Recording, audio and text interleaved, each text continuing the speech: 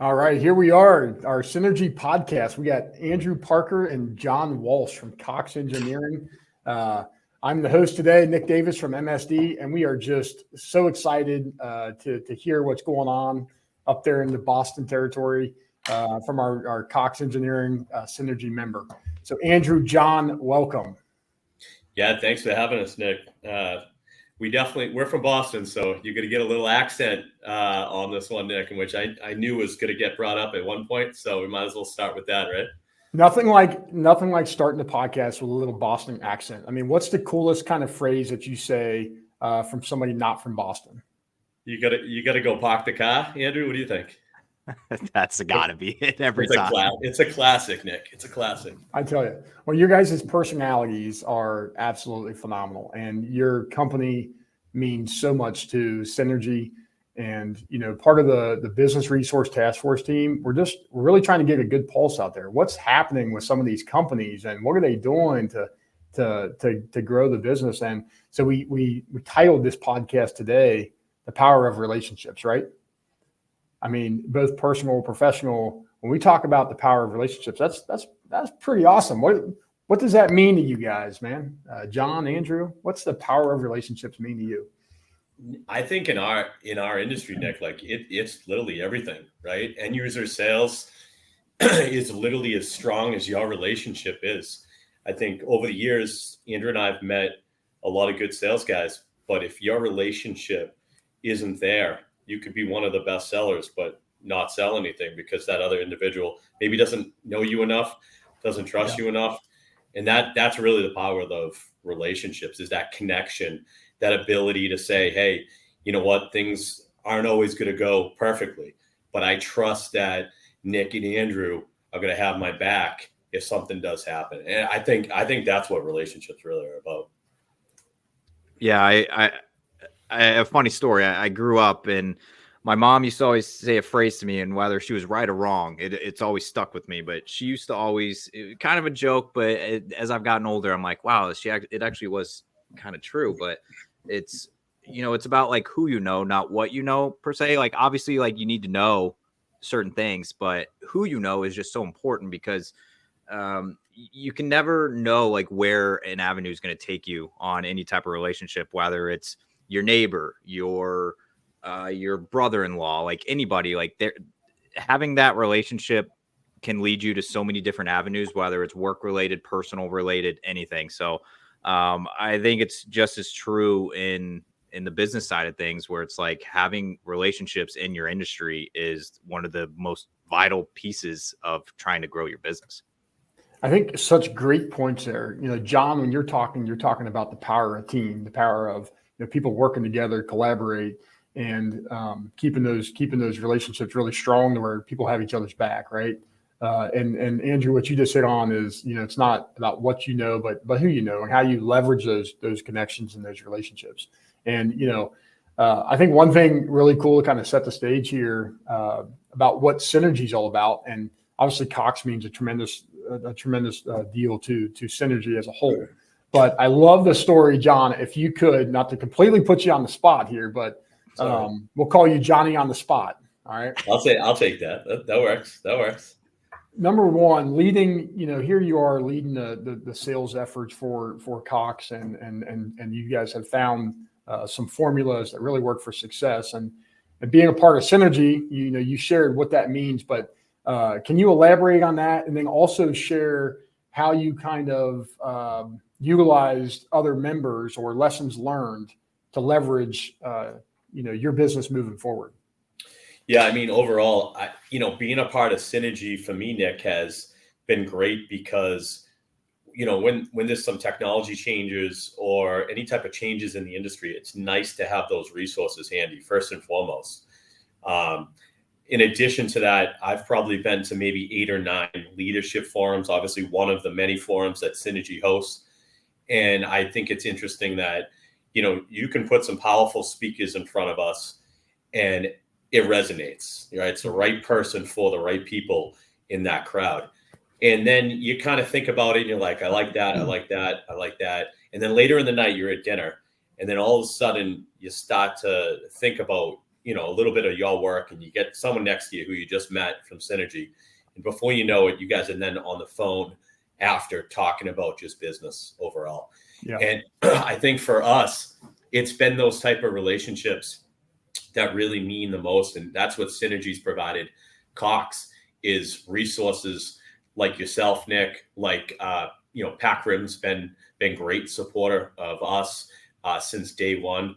I actually traveled out to see the folks out at Pac Rim 10 plus years ago, because I really enjoyed how they were set up out there. And I'll tell you, we took all that back, and that's really changed a lot of our business. Obviously you take pieces back, you fit them into how we're situated, and you grow and scale on that as the years go. And I can't thank the Synergy group enough just for supporting us like that. And then obviously all the friendships, you get those texts on the weekend.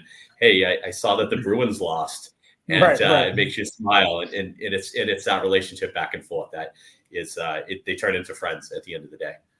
Yeah, talk about really that. cool. I mean, all the way from Boston, right, and you're going all the way out to Southern Cal there, checking in on the team out there at Pac Rim. That's On the boys, super yeah. awesome.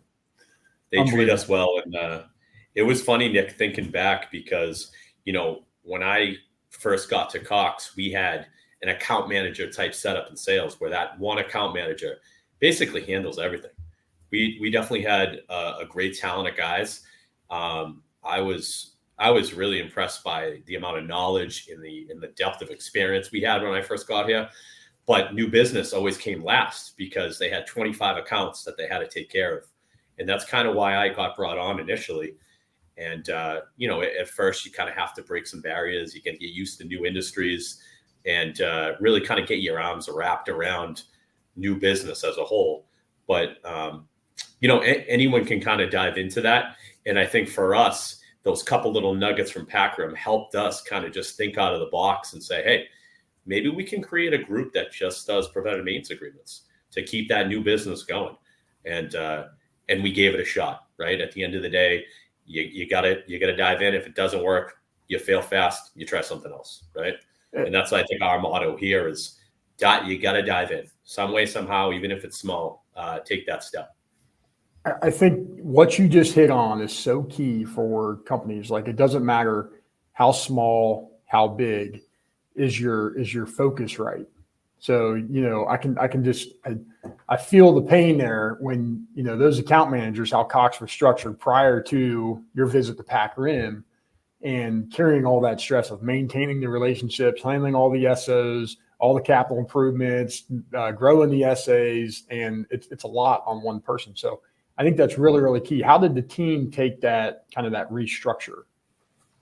I think the team at the time was open to it. I think it was a little bit of a refresher for them also, because they still had some goal business. And I think for them, since they put such a priority on treating their customers amazing, that new business piece was tough for them to always get. So I think the team was open to it. I think it's kind of exciting having new accounts come to the sales meeting too.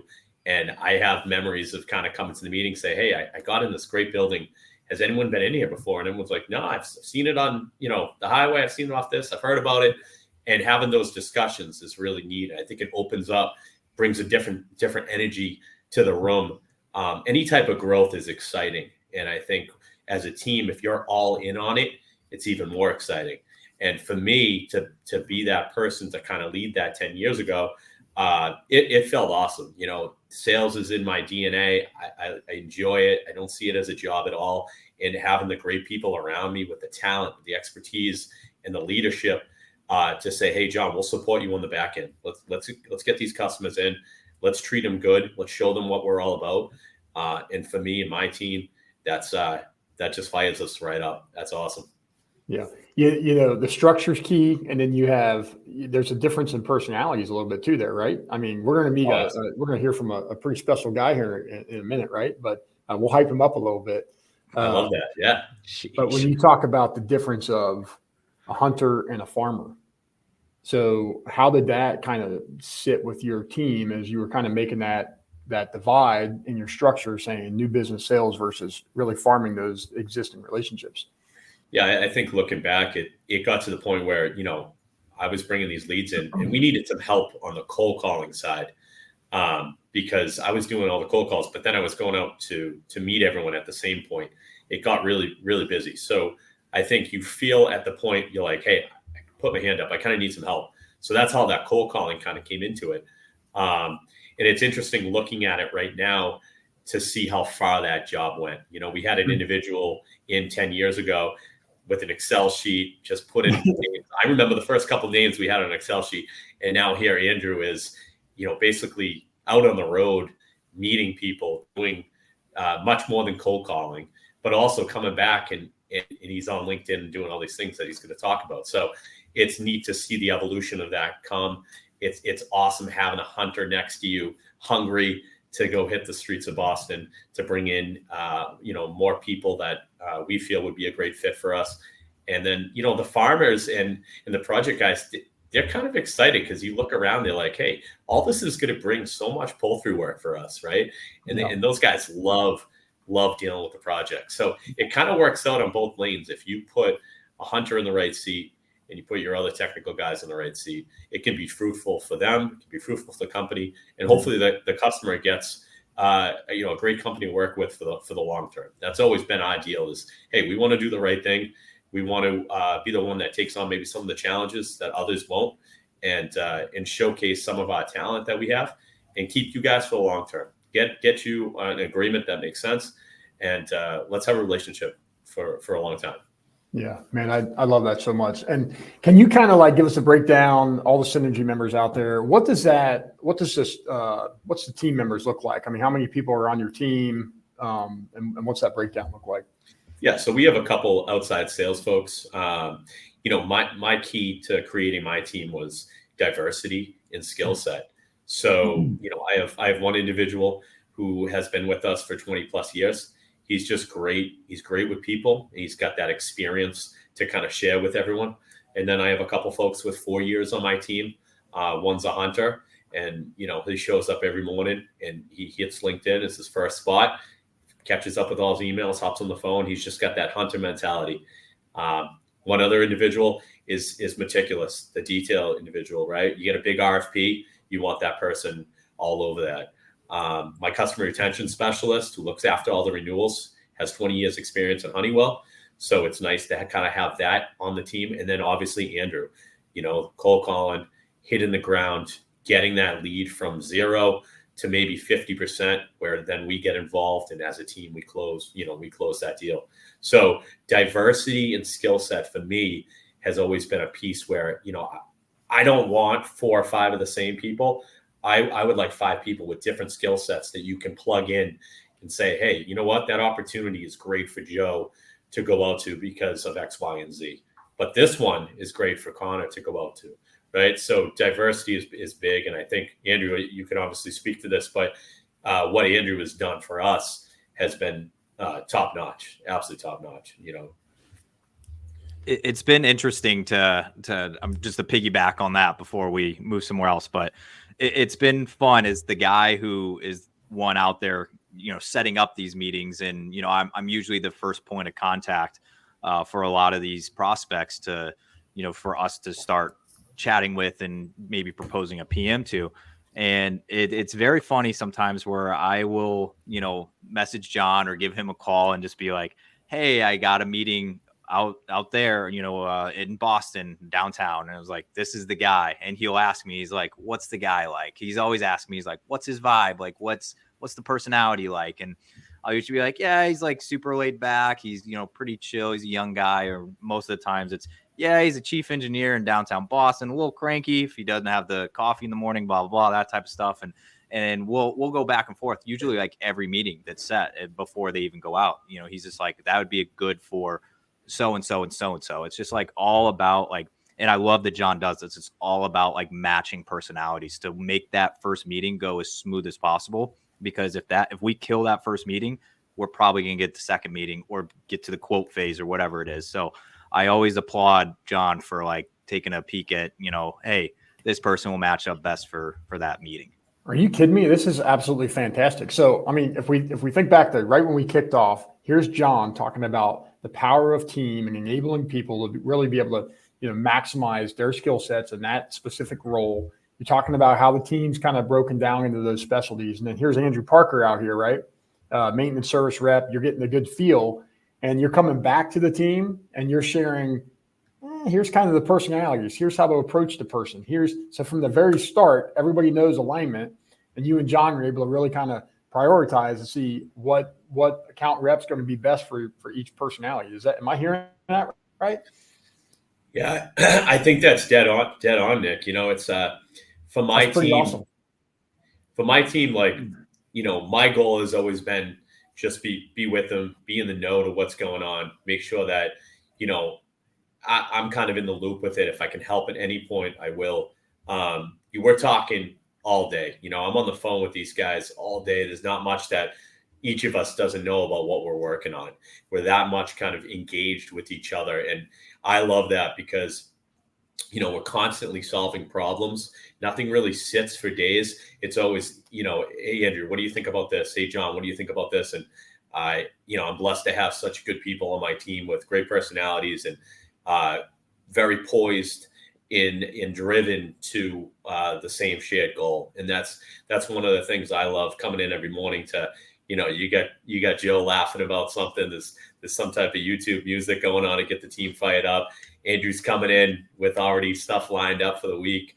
And, Sam and Connor are zeroed in. So it's funny having the different personalities, but the energy, you get some things rolling, the sales team kind of gets kicking. That's one of my favorite parts. I love it, man. I mean, that's nothing like bringing positive energy, right? Everybody wants a good, positive work environment, a good team approach, and everybody's pulling. You guys were big talks at the executive forum last year. I know you guys had a very, very successful year, and you guys were pushing that $1 million threshold, right? And just constantly at different tiers throughout the year, and everybody's dialed in and focused on maximizing the potential there. So I think that's super, super awesome.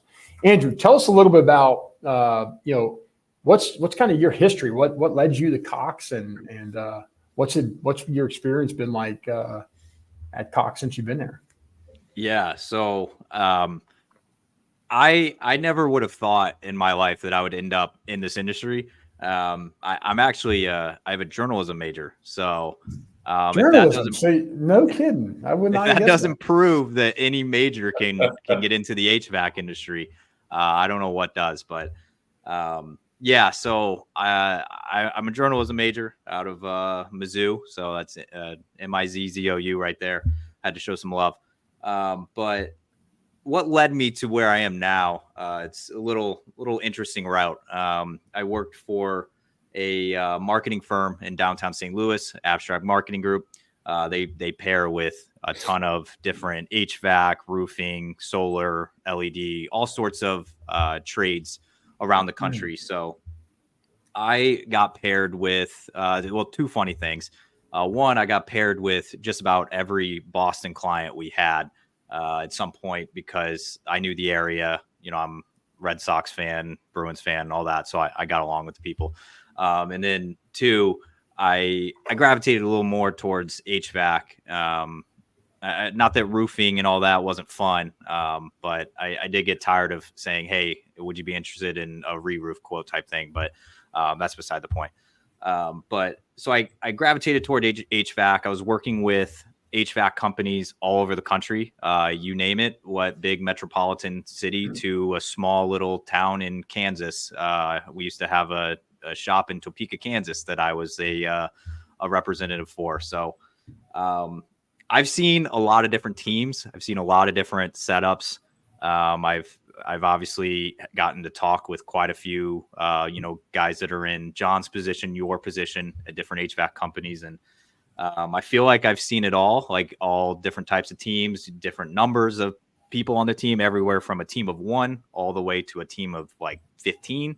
So I'd like to say that I have a little bit of experience just dealing with different team sizes, and it doesn't matter if you have 70 techs compared to 20 techs. I feel like a lot of the stuff we're going to cover today is beneficial for just about anybody. Yeah. So how did it go from? I mean, here you are out in the Midwest, and you land here. Two things, right? You're calling on Boston and Cox Engineering HVAC. So tell us how that worked out. Andrew, you can tell them about the Sullivan's hot dogs in Boston. That really is what sealed the deal, if you want. Yeah. Yeah, I don't know. It's a funny story, I guess. I guess I did leave that part out. That's the best part. But yeah, I was living in St. Louis, Missouri, and I knew. I told my then girlfriend at the time, who's now my fiance. Congratulations, by the way. Oh, thank you. I told her at the time, it is right before COVID hit. I think it said something to her like, hey, I'm going to move to Boston eventually. I just don't know when I'm going to do it. I'm just going to do it. And she kind of looked at me like I was a little crazy and was like, okay, like, you do your thing, I guess. And then COVID hit. So, the world kind of shut down for a few months. And I'm like, I think this could be a good time to start exploring. So I had a couple conversations with John, and he wanted me to. We were already going to fly out there for a wedding in Maine. So I was like, hey, John, we're going to fly out to Boston because I had a friend that's getting married up in Maine. Do you want to meet up? And he said, sure. So he brought Joe and Connor off the team, and we sat in lawn chairs watching the water on a nice summer day on Sullivan's Island. Or Castle Island. Sorry, not Sullivan's. I don't know. Sullivan's on Castle Island. There you go. Yeah, we just sat there. We talked for a little bit, and we were kind of just like, after we met face to face, John was pretty much like, I'm good if you come out here type thing. So he's like welcoming you right there, right? I mean, was it the setting of the water? What was it? I mean, what set the vibe there, huh? It either had to be Joe's bucket hat he was wearing on the nice day. It could have been the 85 degrees or whatever it was that day, and the breeze coming off the ocean that I hadn't felt in forever because I lived in Missouri. I don't know. Something was in the air, and we were just like, that went well. We all liked each other. It was just as good as it was as when I was in St. Louis at Abstract. So I went back to St. Louis, worked for a few more months. I think it was probably towards the end of 2020. And me and John started having some serious conversations of like, hey, I'm going to move out there. Like, it's happening. Yeah. And he was generous enough to offer me a spot. So that's what's really cool is so just calling on them, right? You got to know them. They got to know you. And we talk about the power of relationships and that connection, right? It obviously was strong. And here we are, 2024. And you're rocking and rolling as a maintenance service repping the Cox name throughout the Boston territory, right? I mean, small world, but how about that connection, right? Yeah, that was big. I mean, I have memories, Andrew, of I think I went back to the office and I talked to Joe and Connor and everyone. I said, "What do you guys think?" And they were like, "We like him a lot. Like, let's do it too." So, I knew instantly, but my team matters.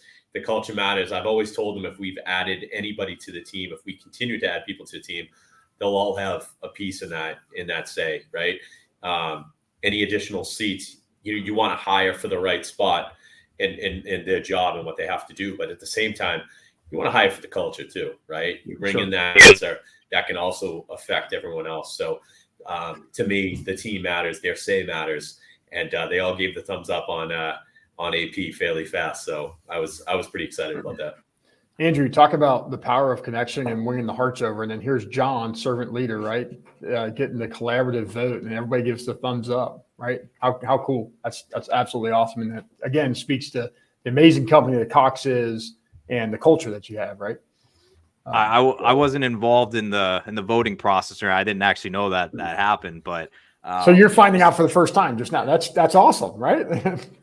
Yeah, I mean, it's obviously it's worked out pretty well, but it did make me feel good, I guess. When I first started, I was working remote for the first few months, just because I was still in the process of moving across the country, and it was very evident from the very start, just by how close everybody was on the team, and how much they actually valued each person.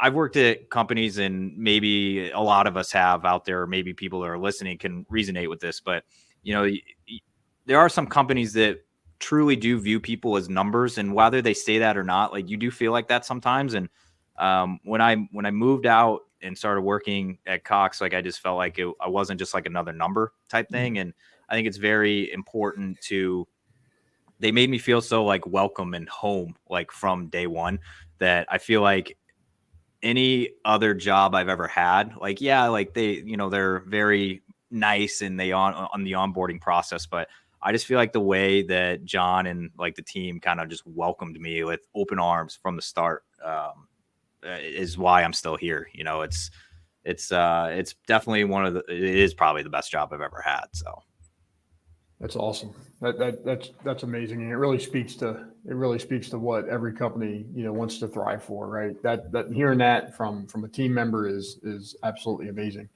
When you talk about your current role and what you learned in the past, and obviously you were able to connect well with Cox, and that was a special connection.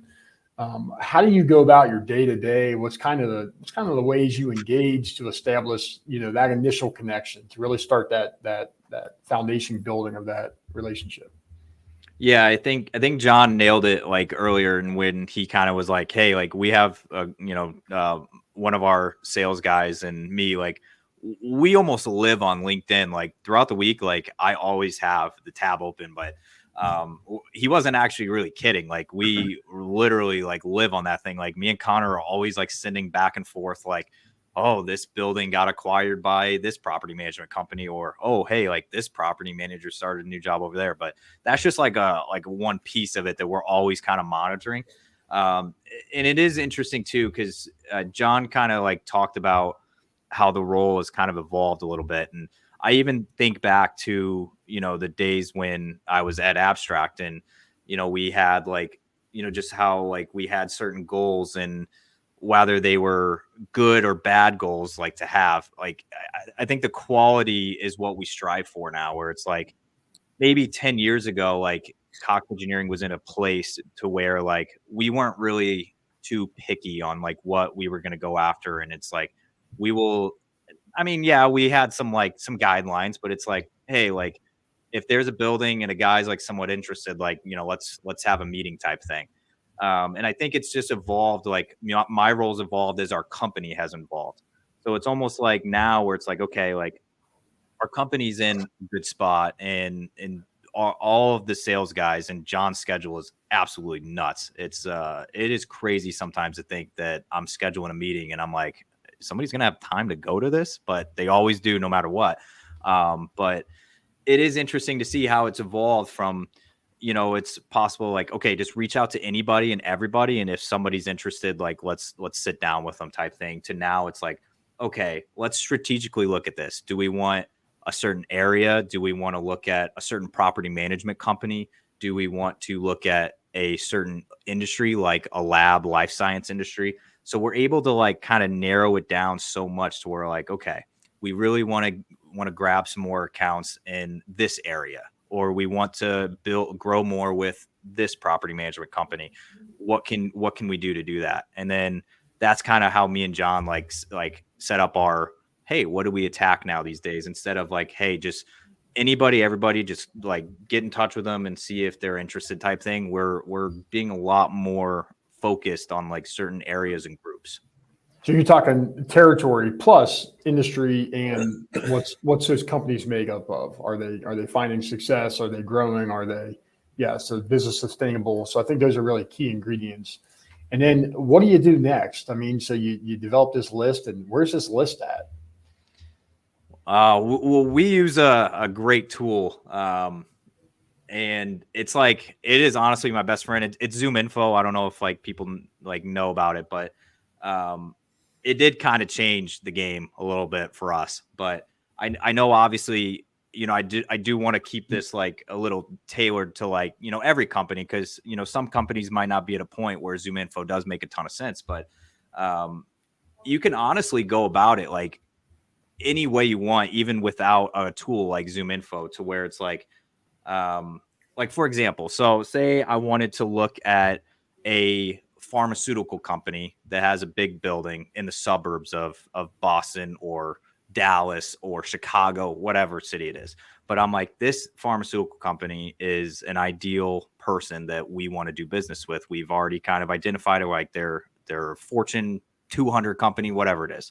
So you can go about it in any way you want. You can go to LinkedIn, which is free for everybody. So you can go to LinkedIn, you can find out who you're going to talk to there. Like that could be your first step. 2, you could go to their website. Sometimes it's listed there. Or another thing is what we like to do. We go to a lot of networking events, which I think we'll probably talk about later. But that also has a big key in it and to meeting certain players. But you can kind of somehow find who you're going to talk to without a Zoom info. And I just think like the power of picking up the phone, emailing, and you can find emails just about anywhere. You can find if their first initial last name, you can find out like what their, what the certain style of their email is pretty easily. You can usually find it off of like the info on the contact page. You can stalk social media. You can do just about anything, but I think the LinkedIn though too, just to hit on that a little bit, like, you mentioned a great point. That is free and you can search by company and then it will tell you their position, right? And that all that will just populate for you. So that's a key point you said there. Yeah, I think it's that's like definitely what like the bread and butter was built on. I think for my role, and even when I was at Abstract, I felt like I didn't really have like the ability to, they kind of just like would just say like, hey, here's some like companies like, have at it like type thing. Like we didn't even have like names. So like we almost had to start with like a screen and it said XYZ pharmaceutical company. And it's like, okay, like, and that's really all they gave you. They gave you some addresses, but sometimes they weren't really accurate. So I'm like, well, how do I find the person I want to talk to? So then you kind of just like call once, or you go to LinkedIn, you're like, oh, this guy's facility manager, operations manager, whatever it is. And then you sometimes just got to like come in it that way. And it's like, that's like the ground zero, I like to call it, where it's like, I know nothing but your address, company, what you do, where you're located. And that's about it. So that's usually where I used to start back in the day. And it's definitely evolved over time. And Nick, to add to that, the one thing that Andrew does so well is, he just builds a relationship. Like it's the best way to kind of say it. He's not going in saying, we do all this stuff, you should use us. He starts talking. He's like, hey, we got a tech next door and they have similar equipment than you do. I don't know if you guys have any challenges, but if there's any way we can help you out, we'd love to do so, or at least get to meet you, see if it's a good fit. And then he gets into, they might start talking about the Red Sox or who knows, something going on in Boston. But it's so sincere because he's just having a conversation at the end of the day. I think sometimes selling has a tough connotation out there of, hey, this is Cox Engineering and, selling is robotic. Andrew doesn't do that at all. He's just comes in sincere. Hey, if we're not a good fit, that's okay. But we want to help if we are, right? So kudos to Andrew. He's always done that, done it in a very casual manner that's so effective. Yeah, I think when you think about as a facility owner, right, that's a lot of stress, making sure that assets are continuing to function at peak performance, and when we catch people at the right time. And like hearing you guys talk, it really kind of resonates about the importance of don't be pushy, right? Just feel them out, let them know that you understand what they're going through, and that I love that how simple that was, John. What you just said there, like, hey, we got a text next door. We can easily we're here to help if there's anything that's a good fit. Talk a little bit more about what are you guys doing up over there at Cox to really kind of get those mutually beneficial relationships rolling after that initial call. Right. I mean, obviously there has to be some interest, but what do you do to stay engaged if the timing isn't right, like right now? Yeah. I mean, so obviously networking and finding common ground is pretty neat. We've attended concerts with people. I know golf is really big, and in addition to golf, going to baseball games and basketball games. But what's interesting is, not all people are golf people or sports people. So I have some memories of going to see a concert with a group of prospects, or, attending we've been on a fishing boat, going fishing with a couple folks, facility guys that love fishing. So I think it's about that relationship building. They might be mid-contract and like, hey, their contract doesn't end till end of December. But if you really want to build that and you want to help them, you just build a relationship up. Hey, I don't know what you guys do in a couple weeks out, but Boston's got this going on. If you guys want to attend, we're going to be there. And that's how it's kind of created. It's not an easy job that Andrew does. It makes me think back of when I first got in the HVAC industry. My family kind of said, "Hey, so what's your job? Like, what are you doing? We don't know much about commercial HVAC." I said, "We have to try to get the guy in the boiler room to have a meeting with us." And he's like, my family, it's just pretty interesting to break it down like that, right? We're trying to get this guy that's sitting in the basement of a building to allow us to walk his site and propose an agreement. And it's not the easiest job at all, but there's not one fit to it either, right? Like Andrew said, maybe LinkedIn, maybe networking, maybe a simple call that anyone can do.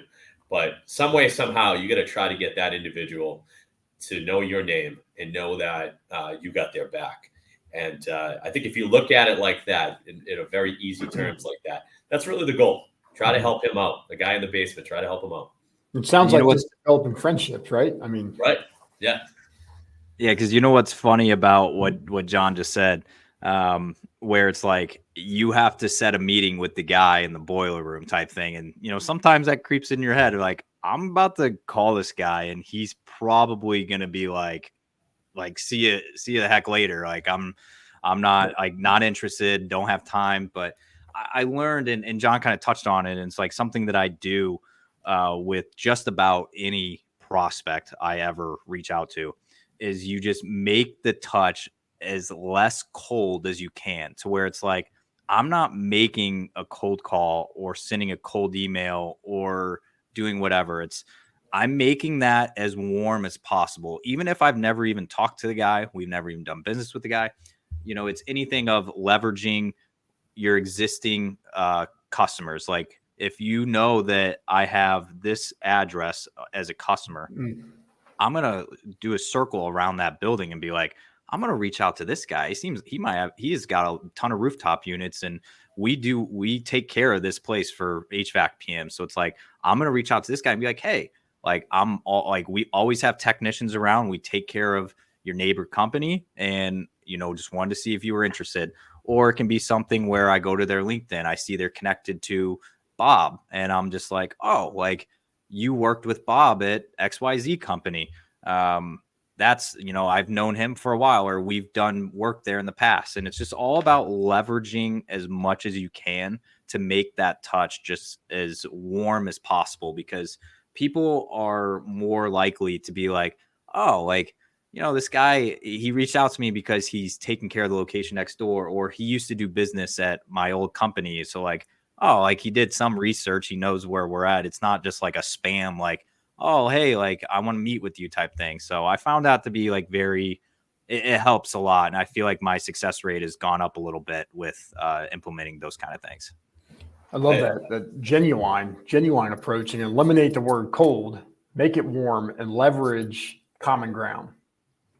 Exactly. And I'll tell you what, that has made, and this is coming back to the title of this podcast, the power of relationships. And it's like, our best relationships that we've made have started out like that, where it's like, hey, we know this guy, this guy, like, we have that mutual connection that we can kind of reference.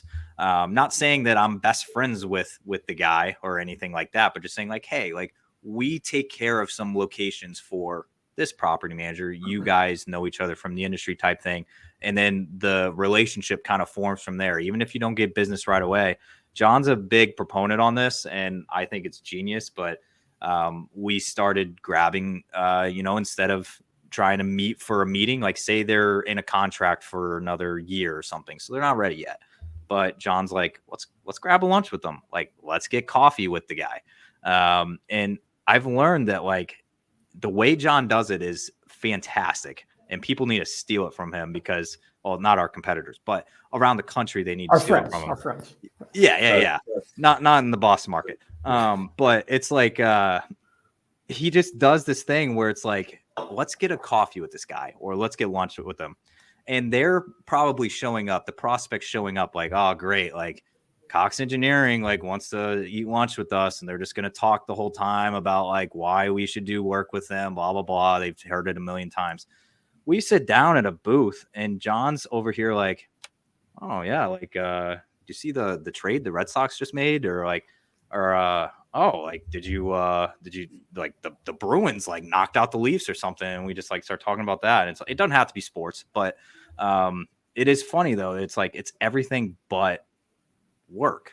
And it's like, it seems to gravitate because yeah, you're there because of work. But like when you're there, it's like, we're not sitting there boring them with like, oh, well, we could do this for you. We could do this, that, like, you know, that'll come in time, but like, it's just setting the foundation to build that relationship into what it is now. And it's genius. I love it. I think, Nick, if you can break bread with a client, that's kind of like a sign that, you know, you trust each other and we're going to have each other's back. And I think those conversations that are not surrounded by work build that relationship even deeper. So when something does arise, it's easier for both parties, right? Our customer / friend can call us, say, hey, this building's down. Can you get someone over here? Absolutely. No problem at all. Consider it done. And then, you know, our internal team gets to work, service manager, dispatcher, all work together. We take care of him. And hopefully at the end, he's like, hey, thanks so much. That was seamless. Building's back up and running. Compared to if that relationship isn't there, it's just harder for both parties, you know? The closer you are, the better you are, the more you have trust is critical in this industry. Because in the end, you know, we're keeping their building up and running for them. Their building has potentially hundreds of people. There's a lot going on with them when it really hits the fan, if it's 100 degrees or 0 degrees. So for us, it can be really nice and everything could be good until that one hot day hits. And that's when the relationship really matters the most. And that's when it's on us to really shine as a company and say, hey, what we say is what we do. You know, at the end of the day, we do what we say. And the friendship's there, right? And yeah. and the trust has been established just through being a friend, being genuine, not having to push to meet a number. It's truly genuine and care for them and their facility and their team.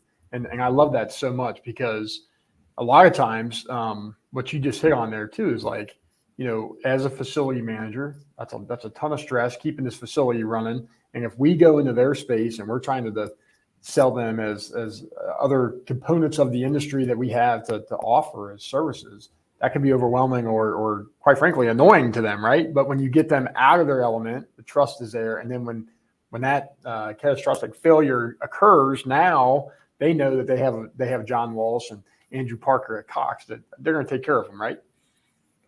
I mean, yeah, 100%. I mean, Nick, there's always challenges, right? In these shoes, right? My guys have challenges every day.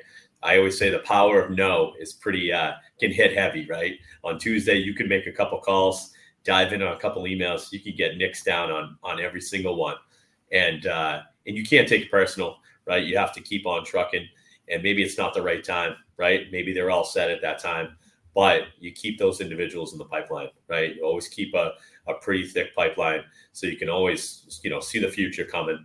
And, you know, you could have a tough Tuesday, but your Wednesday could be, you could set 4 or 5 meetings up, right? You could close a couple deals on that Wednesday and that changes everything for you. So, you know, to anyone starting out, you know, sales is never an easy job, right? Consistency for me has always been the key to everything. If you can show up every day, if you can consistently have your pipeline moving in the right direction, communicate effectively, and consistently keep driving that bus forward, that really distinguishes someone from here to here. You know, it's that consistency in the sales. And, you know, what I can say about my team is they're consistently moving and shaking, you know, from Andrew's job all the way to Dave Bossy's job in customer retention. These guys want to move. They want to shake. We got some good goals. And at the same time, we want to have fun doing it, right? I want my guys to enjoy coming in every day laugh, have fun, but at the same time, do well by the company and bring some good customers on board along the ride. Hey, and it's also hard not to bring the energy at Cox, right? With the YouTube videos playing in the morning to get the momentum moving in the right direction. There's always Joe B always has something kicking where Andrew and I will kind of turn around and go, what's he playing over there? But right, it gets the group going, and he's great for the team. Joe's, like I said, he's had 20 plus years, and he just does so well when I bring him on site with the building managers. He's instantly, where are you from? Where'd you grow up?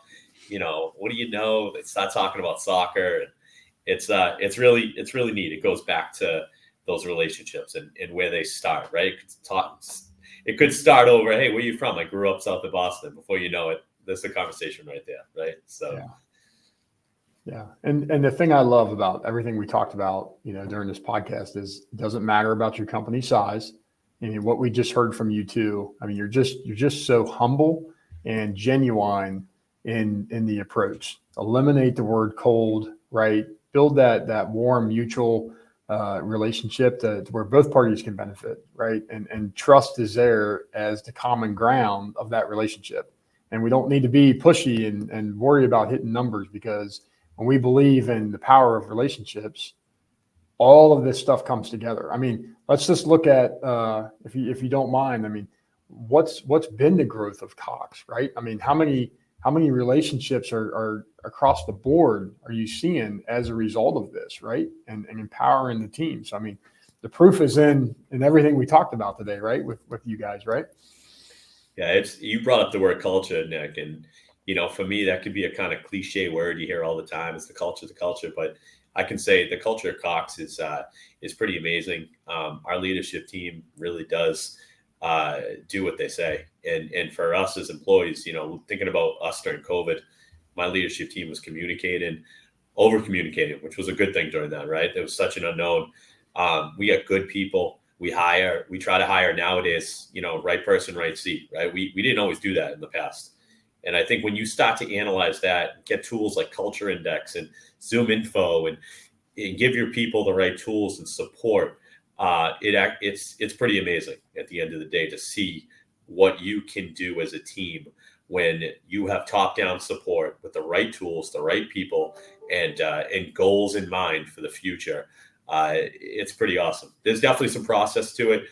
There's growing pains along the way, but with the right people leading the charge, and the right hires underneath, it can be a powerful force. Yeah, you guys, I cannot thank you enough for taking the time today. I mean, we have learned so much from you. We've been able to really kind of see on the inside approach of what Cox takes in developing the power of relationships, focused on establishing good mutual trust. You guys are amazing. You're a huge asset to Synergy as a whole, and I truly. I can't wait for people to hear how simplicity it is with your guys' approach to developing these long-term relationships. So, John, Andrew, thank you so much. No, anytime, Nick. We appreciate all support from you and everyone in Synergy too.